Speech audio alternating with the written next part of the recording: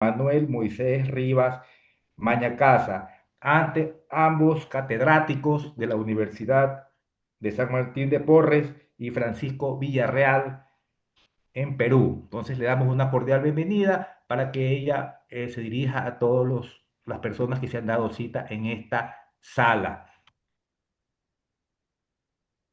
Le damos la palabra entonces a la doctora Soledad Bañacasa y Emmanuel luego después al doctor Emmanuel Rivas Mañacasa.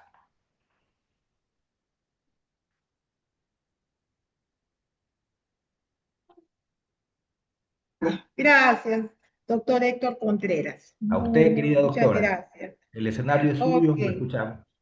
no se preocupe, eso ocurre. Buenos días con todos, ¿no?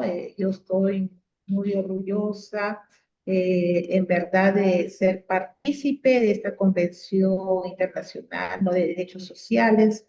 En el campo de derecho también es mi segunda participación en esta convención, también lo he realizado el año pasado y muy contenta, ¿no? Y beneplácita en participar nuevamente.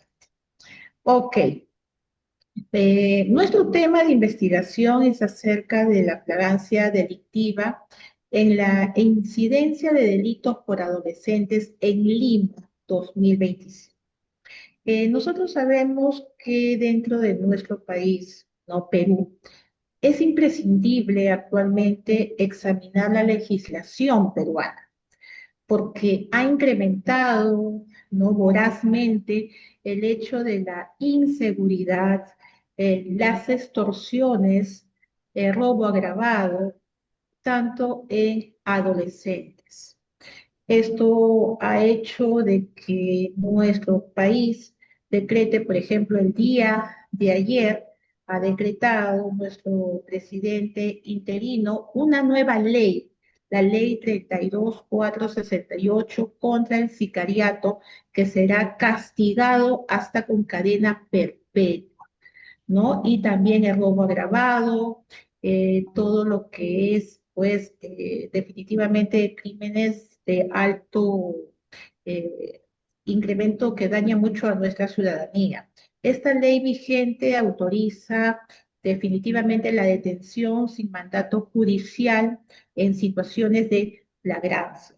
Es importante también mencionar que se necesita actualizar aún más las fluctuaciones dinámicas del delito y asegurar definitivamente salvaguardar los derechos humanos. Nosotros hemos visto aquí, ¿no?, que la doctrina de la Corte Suprema en nuestro país, el Tribunal Constitucional, sumada a todas las entidades internacionales como la Corte Interamericana de Derechos Humanos, señala que la flagrancia y la puesta en marcha de controles apropiados son fundamentales para prevenir definitivamente los abusos o a veces arrestos injustificados. En nuestra primera diapositiva, el objetivo general, hemos querido determinar que el nivel de flagrancia delictiva en la incidencia de delitos por adolescentes Lima 2025. Dentro de nuestros objetivos específicos, tenemos 5 objetivos: determinar el nivel de incidencia de la flagrancia delictiva, ¿no?, en delitos de robo agravado por adolescentes, Lima 2025. Luego tenemos determinar el nivel de incidencia de flagrancia delictiva en los delitos de extorsión por adolescentes. Luego el nivel de incidencia de flagrancia delictiva en delitos de homicidio por adolescentes. De igual manera, pues la incidencia de flagrancia delictiva en cuanto a delitos de secuestro por adolescentes en Lima, y el nivel de incidencia de flagrancia delictiva en delitos en cuanto a sicariato por adolescentes, que aunque no lo creamos en nuestro país, existe hasta chicos de 14, 13 y 12 años, ha sido la semana pasada, arrestado por sicariato. 12 años. Entonces, nuestro estudio se basa en esos 5 objetivos específicos. Siguiente diapositiva, por favor. Bueno, en cuanto a nuestra variable, la fragancia, ¿no? Que tenemos delictiva, tenemos la fragancia estricta, que es cuando el sujeto es sorprendido justo en el momento en el que está perpetuando el delito, lo que supone definitivamente una coincidencia total entre la realización del acto delictivo y la intervención de la autoridad o un tercero, ¿no? Eh,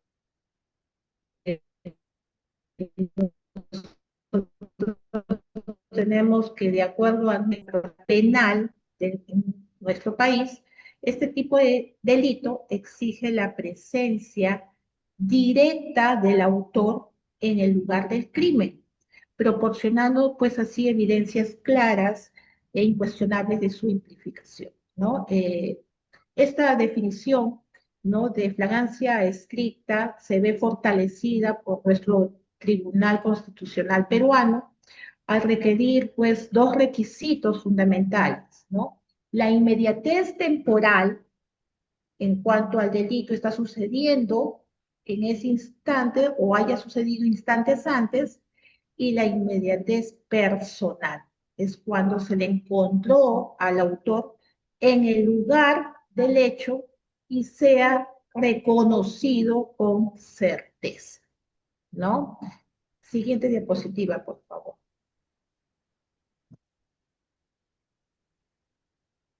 Siguiente diapositiva. En cuanto a la flagrancia pues presunta, aquí se configura cuando, habiendo transcurrido un tiempo desde la comisión del delito, habiendo pasado un tiempo, se captura, ¿no?, al presunto autor con pruebas o indicios, ¿no?, que permiten definitivamente inferir razonablemente su participación en el hecho. En este caso, definitivamente la conexión entre el delito y la captura no es tan inmediata, no es tan inmediata como en los otros tipos de flagrancia, pero existen huellas, existen evidencias que vinculan al detenido con el acto delictivo. Bien, y de acuerdo pues también a nuestro artículo 259 del Código Procesal Penal, incluye este tipo de flagrancia al mencionar que el autor puede ser, ¿no?, sorprendido con objetos o rastros, huellas que sugieren su implicancia reciente, ¿no? No obstante, definitivamente este supuesto requiere una verificación posterior, ya que la captura se basa en una presunción de culpabilidad que debe ser confirmada durante la investigación. Siguiente, por favor.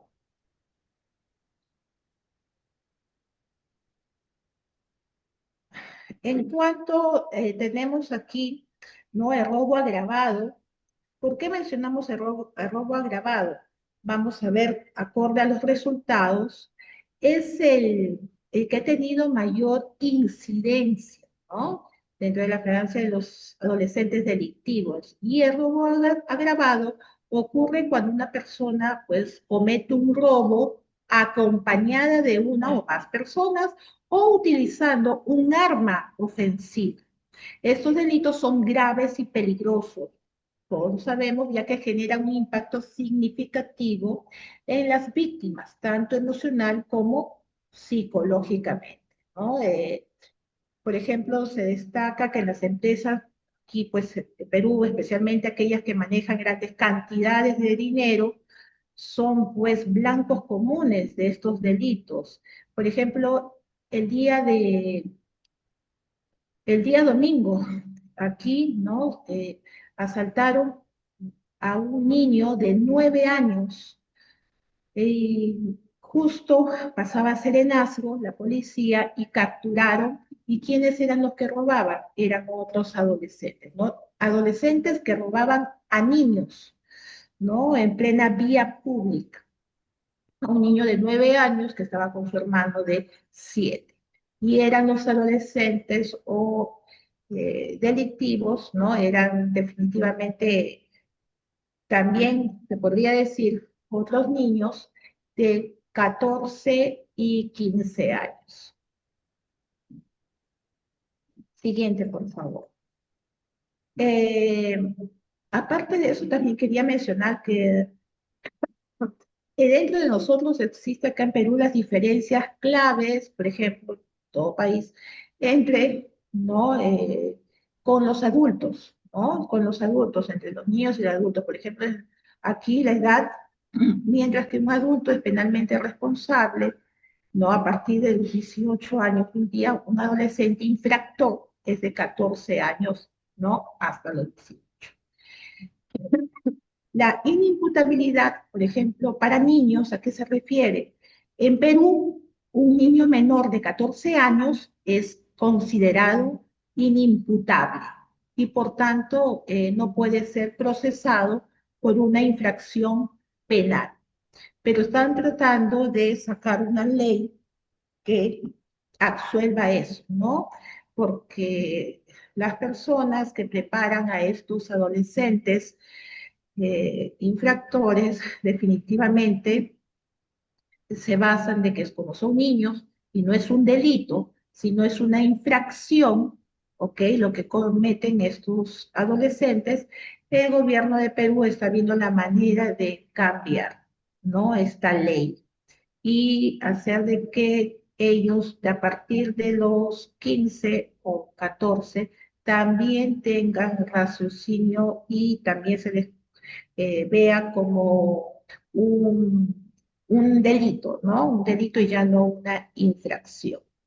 Las medidas socioeducativas, pues la diferencia entre adultos y estos adolescentes es que las sanciones aplicadas a los adolescentes infractores se centran en la rehabilitación, ¿no? Y la reinserción social, conocidas como medidas socioeducativas, en lugar de penas privativas de libertad. Acá nosotros tenemos pues una solamente dentro de nuestro gobierno en Lima que se llama Maranguita, ¿no? Es un centro de rehabilitación para adolescentes infractores. Y definitivamente pues es lamentable decir que está ya ha superado el aforo, ¿no? De este centro de rehabilitación. Y la justicia restaurativa, que se refiere que el sistema de justicia juvenil peruana prioriza en sí la justicia restaurativa, restaurar, busca reparar el daño causado y reintegrar al adolescente en la sociedad, ¿no? Dentro de la metodología que hemos utilizado, pues el tipo básico, diseño de experimental transversal, cuantitativo, y la población y muestra han sido adolescentes infractores de las fiscalías de Lima, ¿no? Entonces, eso es, ¿no? Ahí vemos el tipo de metodología. Continuamos. Otra. Ahora vamos a los resultados. Quien me acompaña es un estudiante de Derecho del noveno ciclo de la Universidad San Martín de Porres. Adelante. Muy bien, muchas gracias por el pase. Buenos días con todos nuevamente. Seguimos con la parte de discusión y resultados. Bueno, a continuación presentaremos los resultados obtenidos durante el periodo de análisis. Estas fechas, como se muestran en pantalla, son desde el 1 de enero y el 31 de julio de este presente año. Y la cifra, la cual nos muestra el total de detenidos de adolescentes este año entre la edad de 14 y 17 por delitos como robo agravado, como mostramos en pantalla, extorsión, homicidio, secuestro y sicariato. Es importante recalcar que esos datos fueron recopilados a partir de los reportes emitidos por las comisarías de este esta región Lima, lo que nos permite supuestamente y sobre todo dimensionar la magnitud del fenómeno en la capital.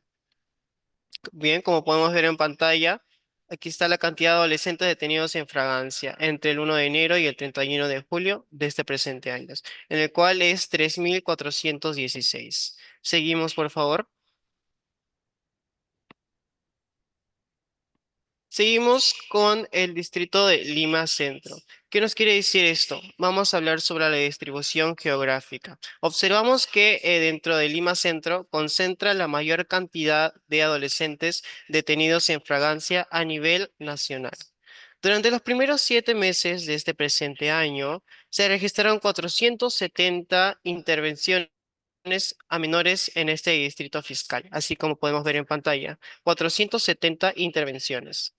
Este dato evidencia que Lima Centro es un foco importante de actividad delictiva juvenil, lo que exige atención prioritaria en las políticas de prevención. Seguimos, por favor. Muy bien. Luego de hablar de Lima Centro, también tenemos que hablar sobre Lambayeque. Y es que este ocupa un segundo lugar, donde encontramos que es la región de Lambayeque, que cuenta con 384 casos de adolescentes detenidos. Esta región norteña, especialmente en zonas urbanas como Chiclayo, ha reportado múltiples casos de violencia juvenil, como podemos ver en pantalla. Este patrón sugiere que el fenómeno no es exclusivo de Lima, sino que se extiende a otras regiones con características urbanas similares. Muy bien, seguimos por favor. Con esta distribución geográfica también tenemos que hablar sobre la región de La Libertad, la cual nos dice que tiene 322 casos, como nos muestra en pantalla. El análisis regional es que La Libertad ocupa el tercer lugar con 322 menores intervenidos. Esta región incluye ciudades como Trujillo y Patas, donde se han registrado crímenes violentos que involucran a adolescentes. Estos datos refuerzan la necesidad de estrategias diferenciadas según el contexto territorial. Seguimos, por favor.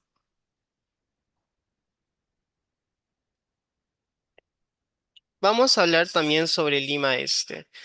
También figura entre las zonas con mayor incidencia, contando con 288 casos de adolescentes capturados en fragancia. Esta zona incluye distritos como los conocemos como Ates, Santa Anita e incluso San Juan del Lurigancho, que son conocidos por sus altos niveles de actividad delictiva, y más en adolescentes. La concentración de estos casos en estos reafirman la urgencia de intervenciones focalizadas, como nosotros podemos ver en pantalla. Seguimos, por favor. También hablaremos sobre Lima Norte, y es que esta región, este distrito contabiliza 265 detenciones de menores, como podemos ver en pantalla. Son 265 casos. Distritos como Comas y Los Olivos presentan una dinámica delictiva juvenil que merece especial atención debido a su número de casos. En conjunto, estos datos nos permiten identificar los principales focos de intervención para reducir la fragancia delictiva entre los menores de edad adolescentes. Vamos, por favor, seguimos. Muy bien, a continuación se presenta una gráfica, nos muestran qué, qué cifras de mayor a menor tenemos.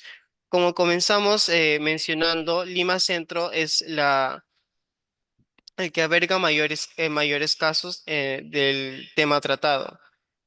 Esta sección de resultados presenta una tabla comparativa que resume las cifras de adolescentes detenidos en fragancia, como mencionamos, entre las fechas de 1 de enero y 31 de julio de este presente año.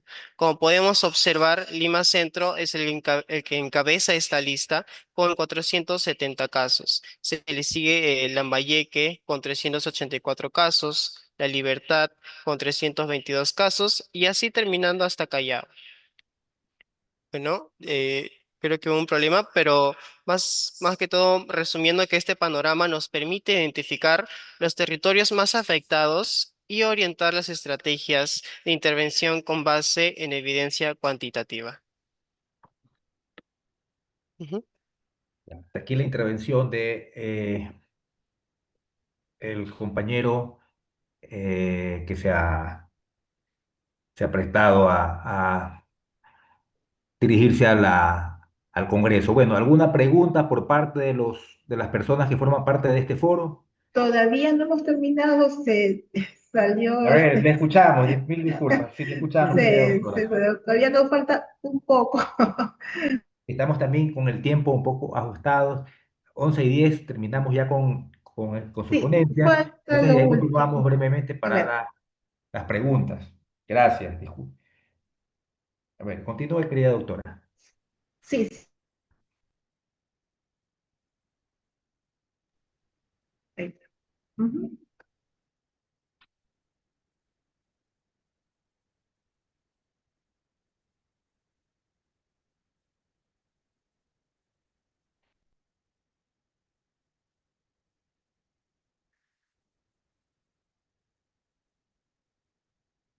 A ver, doctora, continúe, doctora Soledad. Está continuando el ponente. A ver, A ver, no eh, tiene el micrófono me, activado en este momento el me ponente. escucha. Manuel Rivas, Mañacasas. Ok, perfecto, ¿me escuchan ahora sí? Ahí está habilitado. Muy Gracias, bien, estimado.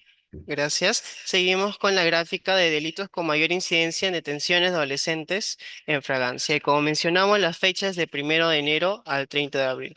Este gráfico nos muestra los delitos que mencionamos también hace algunos momentos. Como el mayor porcentaje lo tiene robo agravado con el 29%, le sigue lo que es la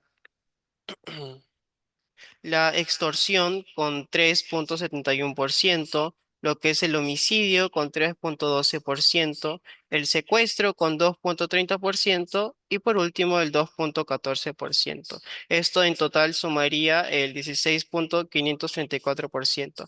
¿Qué nos quiere decir esto? Que existe una gran diferencia entre los delitos, pero sin embargo nos muestran que hay esta notable existencia en estos casos en menores de edad, por lo cual estas cifras nos llaman a reflexionar y sobre todo poder dimensionar lo que es este caso y este fenómeno en nuestra sociedad. Correcto, perdón que lo interrumpa al estimado ponente. Vamos a conceder, porque estamos con el tiempo ajustado y tenemos que ceñirnos al cronograma establecido. Le vamos a dar la pregunta a Elvis Tomalá para que la formule hacia ustedes, ¿no? Entonces, para que se le habilite el micrófono al asistente Elvis Tomalá por parte de la administración y pueda formular la pregunta a la doctora María Soledad Mañacasa y a Manuel Rivas.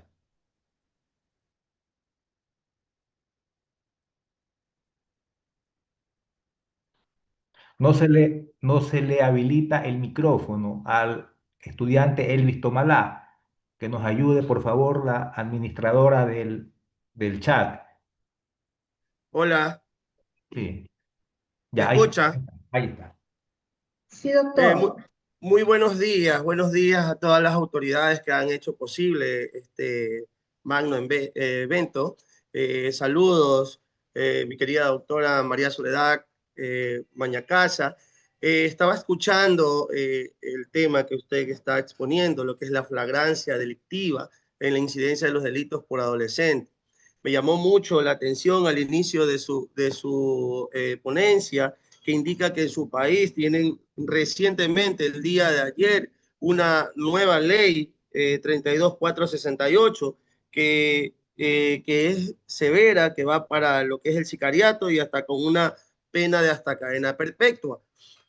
Nosotros tenemos una ley similar, la ley de integridad pública, que eso la reforma al Código de la Niñez y Adolescencia, en donde se van, pues también sabemos, una pena que hasta de 15 años. Mi pregunta es dirigida para este país, en su país. ¿Qué estrategias y políticas públicas se pueden implementar para abordar que este problema de lo que es la flagrancia delictiva eh, pueda reducir la incidencia de los delitos cometidos por adolescentes en Lima?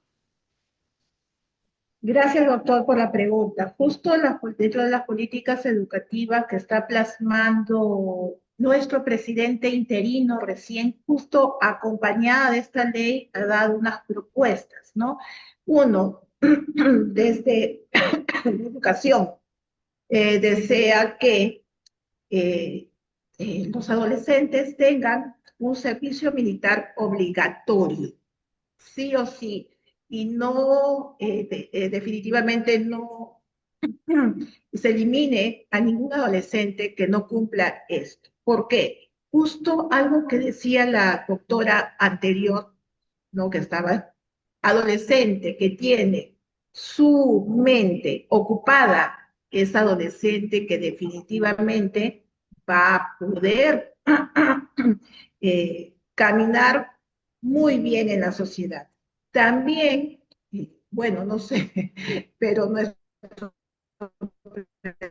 presidente interino también está viendo el hecho ya hasta las 12, pero no se va a vender licor, nada de bebidas alcohólicas a partir, no todos los fines de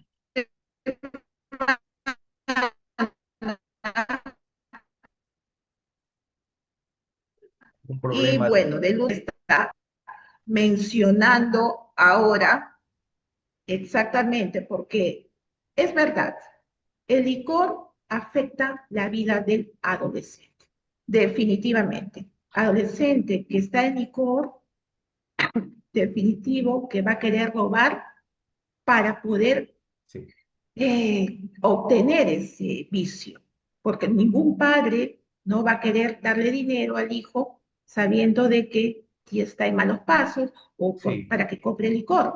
Entonces, una de las medidas que se está adoptando es ello. Y también se está viendo la nueva malla curricular, ¿no? A nivel educación, porque somos también los docentes quienes están mucho más tiempo con los niños y adolescentes. Algo muy claro que también escuché en la ponencia anterior, todo niño nace con el corazón bueno. ¿Cómo es posible que se convierta en un sicario? ¿No? Si nació con un corazón noble, inocente, no frágil. ¿Qué pasó? La sociedad, la familia, todo ello. Entonces, a partir de eso, se está evaluando familia, educación, perdón que la ¿no? interrumpa, apreciada doctora. Ruego me Sí, disculpe. Por cuestión de tiempo tenemos que un poquito acelerar el curso de las preguntas y vamos a concederle la última pregunta porque el tiempo está en nuestra contra, lamentablemente, porque ha sido una intervención, una exposición magistral por parte de la doctora María Soledad Mañacasa, ¿no? Y Manuel Rivas Mañacasa. Entonces le concedemos la palabra a la estudiante Alexandra Cornejo para que formule una pregunta, que nos ayude la administradora de la plataforma a habilitarle el micrófono. Alexandra Cornejo. Ya, perfecto, gracias. Muy buenas tardes, estimados docentes, compañeros. Doctora, mi pregunta es para usted.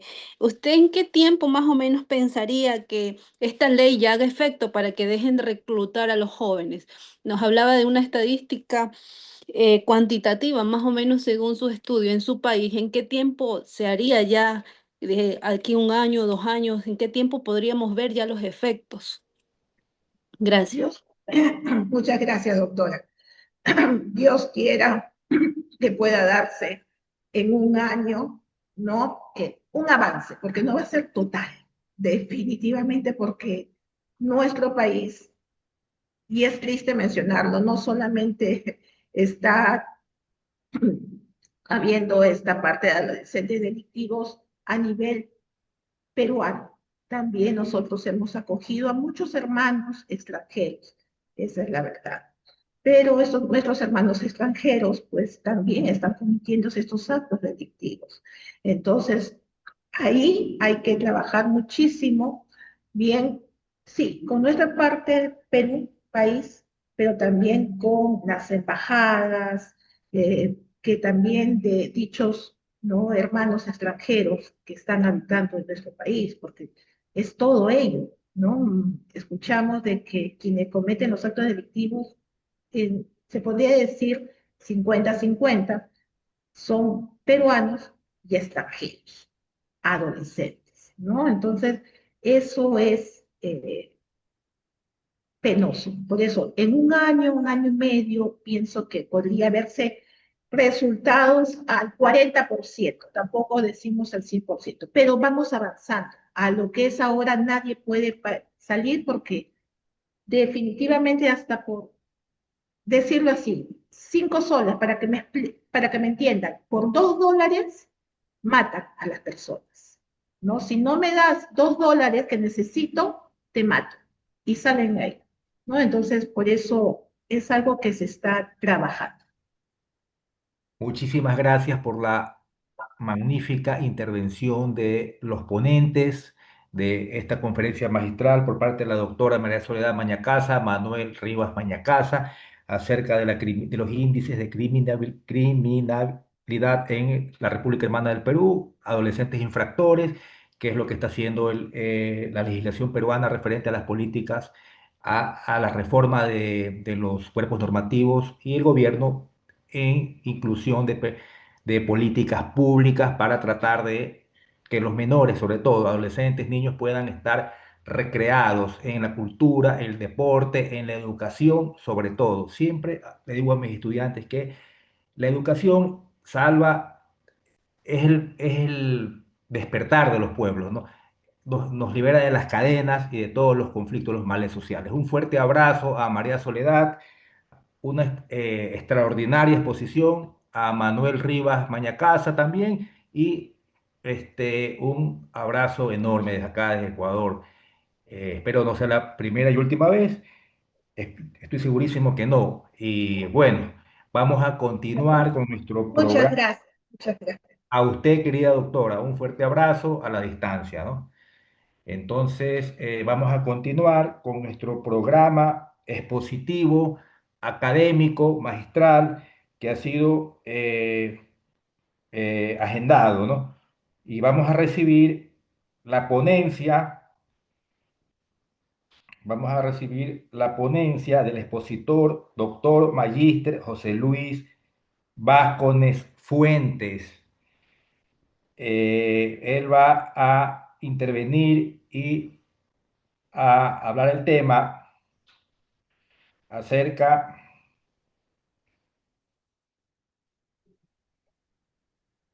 acerca de la importancia de la certificación B2, perdón, acerca de las cartas de intención y desembolsos del FMI y su incidencia en el derecho a la salud en el Ecuador, por la Asociación Nacional de Defensa de Derechos del Ecuador. Bueno, recibimos al doctor, reitero, José Luis Vasco de Fuente, para que se dirija a todos los presentes en este foro. Entonces le concedemos la palabra, apreciado doctor, para que exponga su tema. Muy buenos días con todos, agradeciendo la oportunidad. Confirman si me escuchan, por favor. Perfectamente. Muy amables. Alto Reciban y un claro. atento y cordial saludo desde la ciudad de Ambato. Agradeciendo de primera mano a la Universidad Estatal Península de Santa Elena y a este prestigioso congreso que año a año presenta la oportunidad de tocar temas importantísimos de realidad nacional, estrictamente en el ámbito académico y relacionado con la connotación del derecho que exige a nuestra colectividad. Vamos a empezar. Eh, Siguiente diapositiva, por favor, una vez que tenemos la presentación. Voy a iniciar describiendo brevemente los objetivos, puesto que esta ponencia se va a realizar de manera participativa y buscamos el consenso constitucional para poder entender la connotación de lo que está viviendo el Ecuador en los actuales momentos. Como objetivos de esta investigación presentamos el primero, establecer jurídicamente las cartas de intención del FMI como tratados internacionales. Este es un punto de suprema importancia, debido a que anteriormente, diríamos, con las dos últimas constituciones que el Ecuador ha mantenido, las cartas de intención no han sido consideradas tratados internacionales en el Ecuador. Constitucionalmente, el Poder Ejecutivo de nuestro país ha realizado de manera autónoma, de manera directa, es decir, sin la debida ratificación de este instrumento internacional, por parte del Poder Legislativo de turno, lo cual conlleva una grave afectación y una connotación inconmensurable en el aspecto constitucional ecuatoriano. Como segundo punto tenemos identificar las vulneraciones constitucionales de fondo y forma en la suscripción de las cartas de intención del Fondo Monetario Internacional. De acuerdo a la Ley Orgánica de Garantías Jurisdiccionales y Control Constitucional, tenemos dos posibilidades de afectación. Pues del fondo, la manera en que ésta toca o transgrede o de alguna forma, diríamos, incumbe a los derechos fundamentales de los ecuatorianos, y dos, por la forma de expedición o emisión. El último objetivo que vamos a considerar el día de hoy es cuantificar el menoscabo generado en el derecho a la salud en el Ecuador. Tenemos con esto los objetivos planteados y vamos a iniciar con el tratamiento del tema. Siguiente, por favor. La metodología de la investigación basada en derecho contemporáneo, y como diríamos esto es un procedimiento que se encuentra en desarrollo, se la ha centrado única y exclusivamente en estudios descriptivos. Posteriormente, a futuro, se podría aplicar o analizar mediante las variantes cuantitativa o cualitativa que la investigación científica exige. Por lo pronto, como les menciono, al ser un escenario que se encuentra desarrollando en los actuales momentos en el Ecuador, se lo ha enfocado bajo los estudios descriptivos. Vamos a dar inicio con el análisis del artículo 147 de la Constitución Nacional. Este articulado de nuestra Carta Fundamental prevé las atribuciones y deberes del primer mandatario o mandataria en el Ecuador, los cuales vamos a subsumir en dos puntos fundamentales. El artículo 147, numeral 1, prevé algo similar o idéntico a lo establecido en el derecho al debido proceso, artículo 76, numeral 1 de la Constitución: cumplir y hacer cumplir la Constitución, las leyes, los tratados internacionales. Y en el numeral 10 del mencionado artículo tenemos definir la política exterior, suscribir y ratificar tratados internacionales. ¿Por qué empezamos con esta analogía o diríamos con este antecedente constitucional? Puesto que, como habíamos mencionado, los mandatarios en el Ecuador históricamente han venido realizando, de acuerdo a su concepción o visión de gobierno, las cartas de intención con el Fondo Monetario Internacional.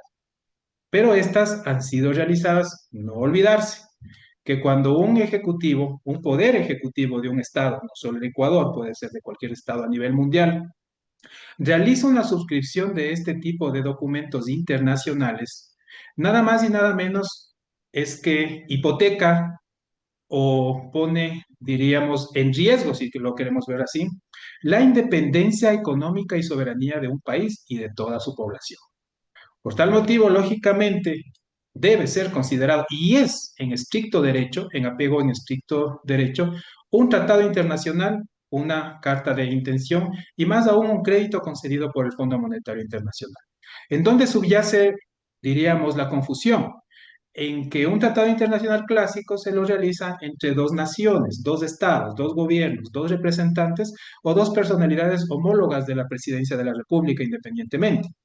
Pero en esta situación es algo, diríamos, sui generis o no muy común que se realice un tratado internacional con una institución de derecho privado. Y aquí debemos entender la connotación que el Fondo Monetario Internacional es una ramificación de la Reserva Federal de Estados Unidos.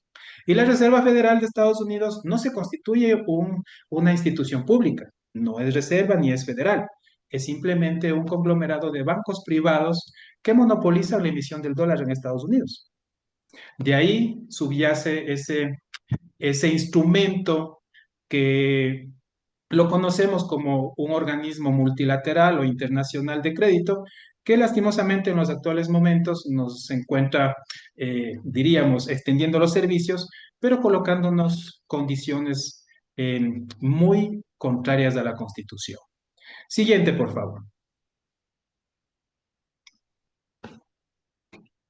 En la diapositiva que ustedes tienen en pantalla, distinguidos presentes en el Congreso, les puedo compartir los intereses de las cartas de intenciones que han venido siendo suscritas por el Ecuador y el Fondo Monetario Internacional, iniciando con 2022, 2023, 2024, en las cuales, como ustedes pueden apreciar, el interés inicial versaba por el 1,3% anual, ascendiendo a 4,5, 5,1 y 7% anual.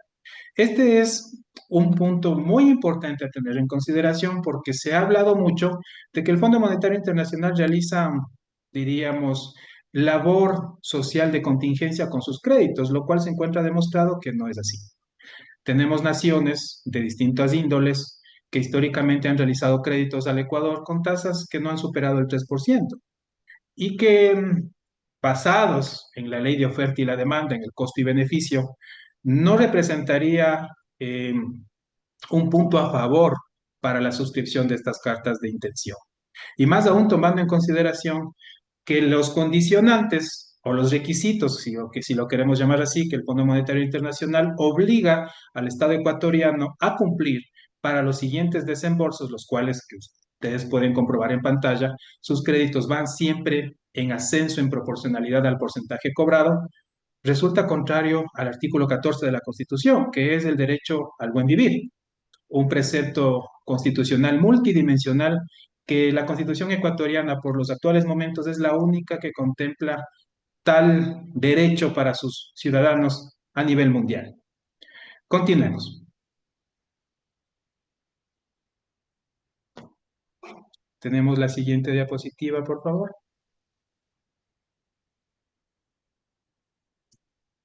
¿Cuáles son las exigencias? Este es un punto importantísimo para poder ir disgregando el espíritu de esta investigación. Tenemos un tratado internacional suscrito que obliga o condiciona al Estado ecuatoriano a cumplir ciertos factores determinantes para la continuidad del contrato, simple y llanamente.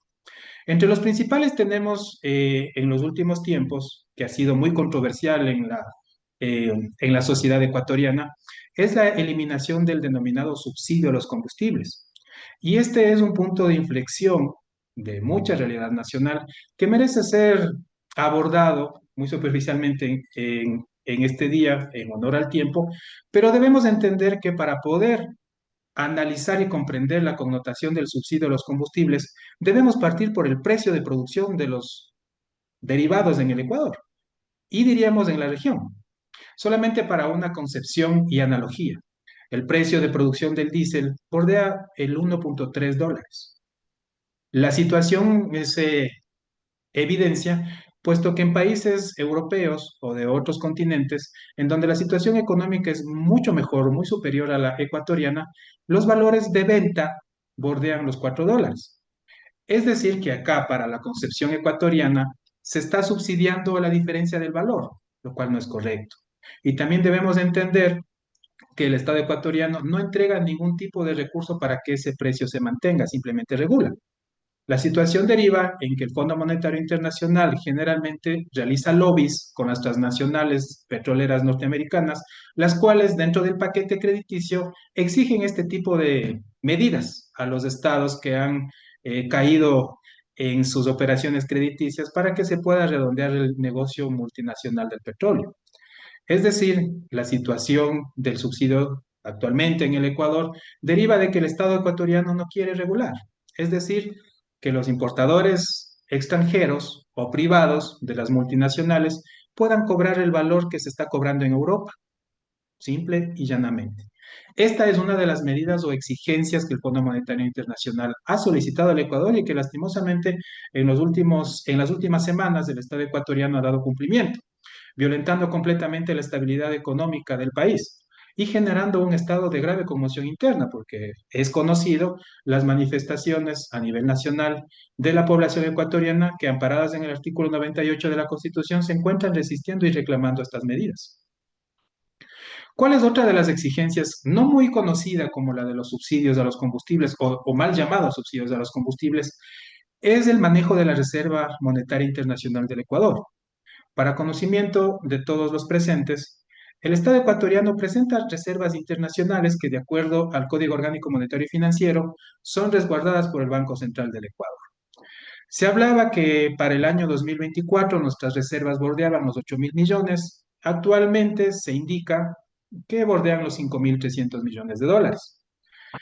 Esta reserva bajo los preceptos ecuatorianos, constitucionales ecuatorianos, es un ahorro o un colchón económico que el Estado ecuatoriano prevé para situaciones de conmoción interna, de necesidad imperiosa, catástrofes naturales, etcétera. Pero lastimosamente, esta reserva se ha mantenido siempre oculta a la ciudadanía y su connotación no ha sido enseñada por el sistema educativo, puesto que es algo lógico. Si tenemos una reserva y estamos atravesando una situación económica bastante compleja, lo óptimo es utilizar la reserva. Pero en los actuales momentos se está haciendo algo completamente distópico.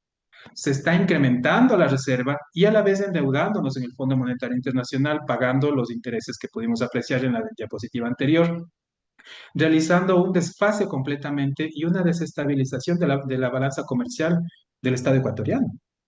Puesto que todos sabemos, y no hace falta tener estudios superiores para darse cuenta, que si tenemos una reserva es más económico utilizar nuestro dinero y no pagar intereses con condiciones inconstitucionales como las que estamos aceptando con el Fondo Monetario Internacional. Es decir, la reserva ecuatoriana se encuentra apaciguada, amortizada, sin ningún tipo de utilización, mientras nosotros, como Estado ecuatoriano y como ciudadanía, nos encontramos actualmente honrando deudas muy importantes con el organismo en cuestión. Muchísimas gracias, doctor. No me estoy despidiendo todavía. Vamos a hacer una pequeña, excelente su intervención magistral, muy real, acerca de el asunto crediticio internacional. Vamos a conceder la palabra a algún asistente que quiera dirigirse al doctor, hacerle una pregunta referente al tema tan interesante que ha abordado y muy real, que golpea las estructuras sociales muchas veces del Estado ecuatoriano porque tenemos que someternos a la voluntad de estos organismos multinacionales crediticios. Entonces, concedemos la palabra. ¿Quién quiere dirigirse al doctor y ahí formular la pregunta? Estamos con el tiempo bastante apretado. Ayúdenme. Bueno, por vista que no, aún me imagino que han de estar preparando la pregunta, pero esta pregunta la voy a hacer yo en calidad de ponente. ¿Qué Con otra mucho gusto. Encantado, apreciado doctor. Un gusto tenerlo, realmente una breve, pero bastante consistente su charla ilustrativa. ¿Qué otra alternativa crediticia internacional tiene el Estado ecuatoriano? Ya hablamos del Banco Mundial, hablamos del FMI, del Club de París, algunos organismos multilaterales crediticios. Es como cualquier banco, pero a nivel global, ¿no es cierto? Eso lo tenemos bien claro.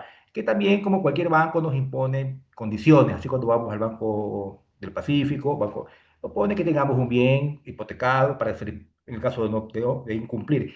¿Qué otra alternativa crediticia usted considera que puede acogerse el Ecuador, aparte de estos organismos en mención, para que sea el impacto, las imposiciones sean menos desfavorables a la sociedad, más que todo a los más débiles? Le doy la palabra, apreciado doctor. Muchas gracias, mi estimado doctor. Una excelente pregunta. Desde mi manera personal y desde el criterio constitucional en estricto ámbito académico, existen dos posibilidades. En primer lugar, como todos conocemos y como ya lo dijo nuestro consultante, si nosotros en un domicilio, en un hogar común y corriente en nuestro país, acudimos a una entidad crediticia, nos va a pedir requisitos. Pero si acudimos a un prestamista, diríamos, un poquito informal, las condiciones van a ser mucho más complejas, mucho más ceñidas a la normativa y mucho más perjudiciales. Entonces, una de las posibilidades para el Estado ecuatoriano sería definitivamente abandonar la política de endeudamiento y echar mano de la Reserva Monetaria Internacional de libre disposición. Está para eso y su nombre así lo indica. Y por otro lado, tenemos otra posibilidad un poquito más compleja, simple y compleja a la vez, que es la de la emisión del dinero.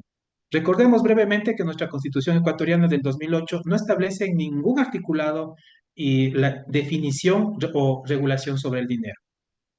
Por tal motivo, recordaremos que en el año 2014 más o menos apareció un proyecto de dinero electrónico, el cual permitía generar dinero como lo hace el dólar, la Reserva Federal actualmente, sin ningún tipo de respaldo, con la aceptación del pueblo ecuatoriano. En aquel entonces recordarán que la banca privada se oponía a este proyecto porque indicaban que el sistema no era viable, que las personas carecían de internet y simple y llanamente el único pero que tenía ese proyecto era que estaba gobernado y organizado por el Banco Central del Ecuador.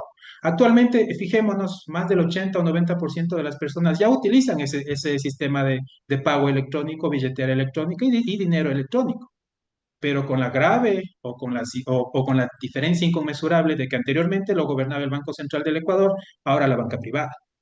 Entonces, si queremos presupuesto para el Estado, definitivamente abandonar la política de endeudamiento, utilizar la reserva y ser mucho más proactivos y eh, utilizar la soberanía constitucional para emisión de dinero y manejo de dinero electrónico con el Banco Central del Ecuador. Y claro, está también realizando reformas, derogando, por ejemplo, la ley de defensa de la dolarización, que permite que el Banco Central del Ecuador no le obedezca al Estado ecuatoriano, sino adivinen a quién, al Fondo Monetario Internacional.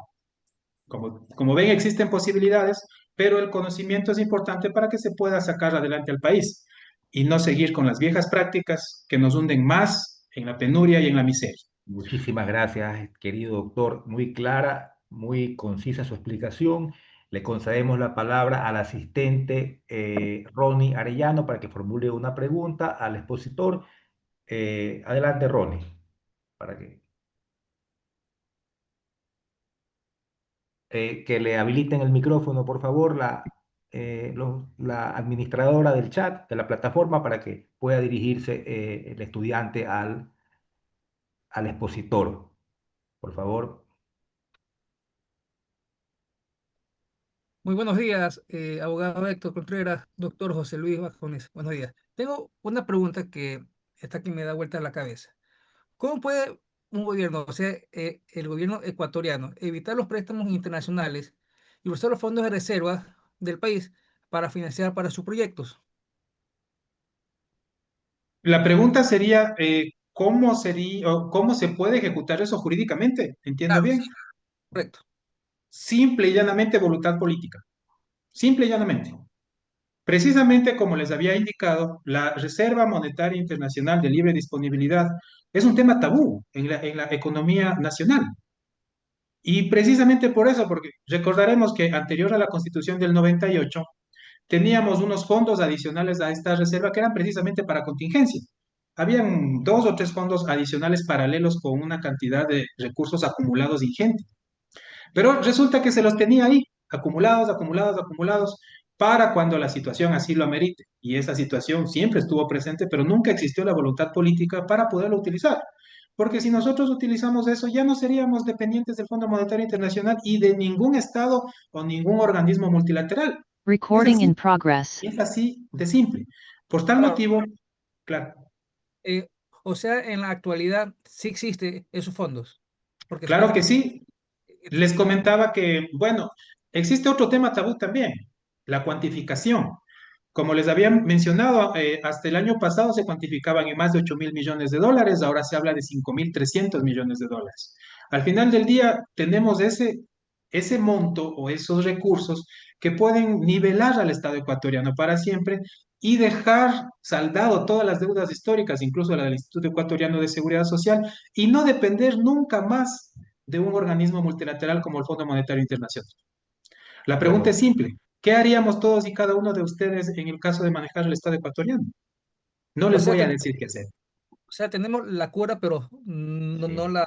Bueno, vamos ya, lamentablemente digo, porque la charla está interesantísima, un tema muy real, muy social, muy técnico, como es lógico, un tema actual. Entonces vamos a agradecerle profundamente la comparecencia de nuestro brillante expositor, el doctor José Luis Vázquez, quien se ha dado cita en este enlace virtual, eh, dándole realce aún más a este importantísimo Congreso Internacional de Investigación Jurídica. Entonces, un fuerte abrazo, doctor.